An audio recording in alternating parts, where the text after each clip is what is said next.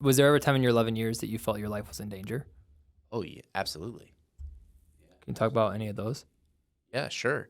We had to clear a dog out of the house, like a pit bull, kind of this dog would have shredded me if I went into the house, that kind of a thing. And ultimately, the long and short of it is we get the dog out of the house, and then we go in, and there's a 15-year-old kid with a knife. And I'm at the top of the stairs over like a canister, but top of the wall, like trimmed out, And here's this kid with a knife. And fortunately, so when you have two officers, the standard best practice would be if someone, you always meet deadly force with deadly force. So knife, gun, right? Like knife versus empty hands is a bad idea. Yeah. So knife, gun, deadly force, deadly force. But if you have a second officer, typically they would go what's called less lethal. It's not non-lethal. This is important terminology. Less lethal. Because a taser, someone could die in getting tased, so less lethal. Fortunately, my partner had that. So when one has a gun out, the other one can have a taser out, right? Makes sense. Fortunately, when the movement started to happen from this kid with a knife, he was able to tase the kid versus me needing to shoot the kid. But I was 6 or 8 feet away from getting stabbed. So I mean, yeah. So like that's one thing that popped into my head. There was another night, probably the closest I ever came, like palpably. My finger was beginning to like press the trigger, and when you hear like these things like time slows down, everything slows down, like that's very real. Where like it's like God gave us these superhuman senses when we're in immense amount of stress, where like all of our senses are like heightened, right? And time slows, and you feel everything, and you smell everything. So this guy had held a woman against her will in an apartment, and so she had fled to a bathroom and called 911 real quick. So he realizes the gig is up, and as we were pulling up, he was walking out. So there was 3 of us there, and so I had a rifle out and ready for that situation. So I raised my rifle. We start giving these loud verbal commands, right? Like, let me see your hands, get down on your knees, that kind of a thing.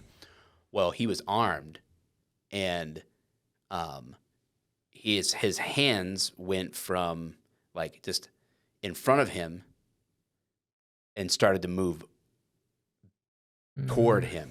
But here's the deal. He's a bigger guy. And so to go to his knees, he's just trying to kind of like brace himself.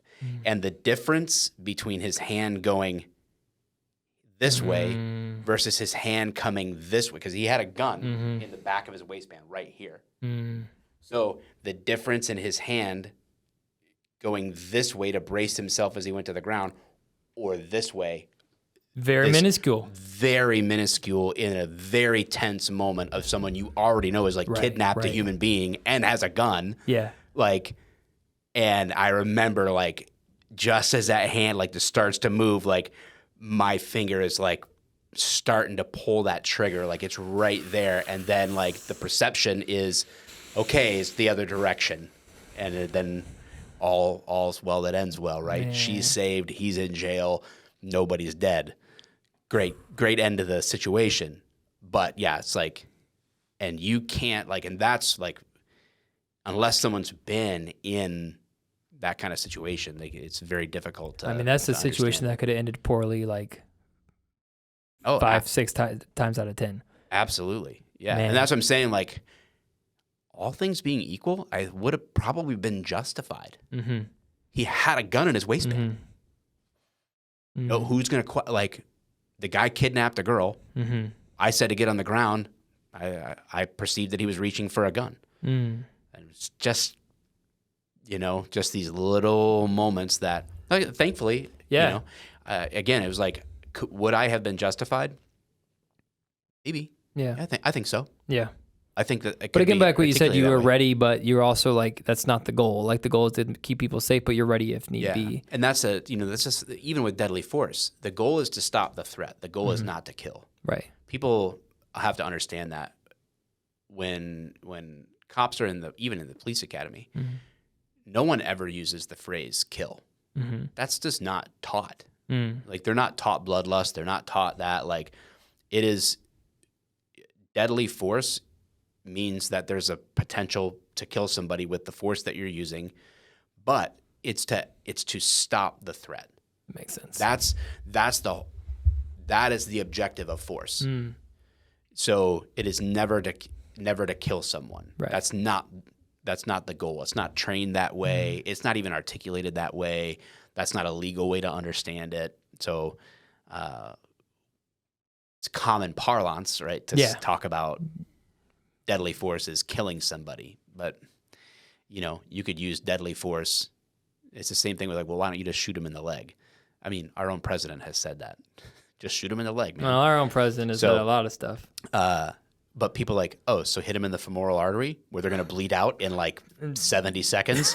Like that's what you want me to do? Slow, painful death. No, not that. No, miss the artery. Like, have you ever shot a gun? Like, this isn't the Matrix, my friend. Yeah. Like, that's my name is not John Wick. That's not how this works. That's not how firearms work, And so it's like, but deadly force is deadly force. Right.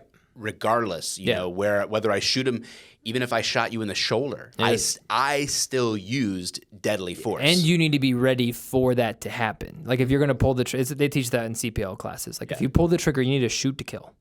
Like there's no other reason you're ever pulling the trigger. Yeah. And because like you need to be ready for that. And if you don't, great. I mean, hey, like this that's great. And everyone's safe, but you need to be ready for that emotionally for that to happen. Whether the person does die or doesn't die, I still used deadly force. Correct. Yeah, exactly. That makes sense. That's cool.